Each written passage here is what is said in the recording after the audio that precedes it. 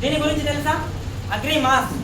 ఇది మనలో ఎలాగైతే పునరుత్పత్తి, మనకు హార్మోనియం బ్యాలెన్స్ ఎలాగైతే అవసరమో, మనం ఎలాగైతే హార్మోనియం ఇంబ్యాలెన్స్ అయినప్పుడు మనకు పిల్లలు కాకపోవడం కానీ ఇంకేదైనా ప్రాబ్లమ్స్ వస్తుంటాయి కదా, అలాంటి ప్రాబ్లం కూడా పంటకు ఉంటాయి. పంట కూడా మనలాంటి జీవం ఉన్న మనుషుల్లాగానే పంట కూడా.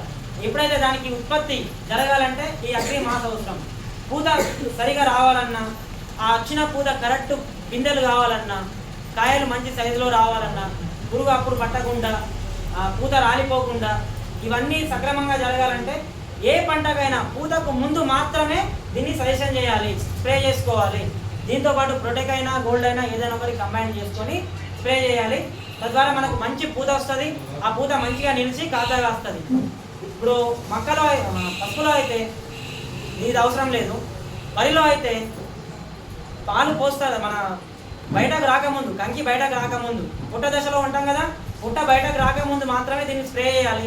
అప్పుడు పుట్ట బయటకు వచ్చి ఆ తెల్లటి పూత అనేది ఉంటుంది కదా, ఆ పూత అంతా గింజలుగా తయారవుతాయి. ఆ గింజల్లో పాలు మంచిగా నిండుకొని మనకు ధాన్యం అనేది మంచిగా వస్తుంది. ఇప్పుడు ఏమంటారు, తెల్లగా అవుతాయి కదా అక్కడక్కడ వరి కంకులు, ఊస తిరిగిందంటారు. ఆ ఊస తిరగకుండా ఇది మనకు పనిచేస్తుంది.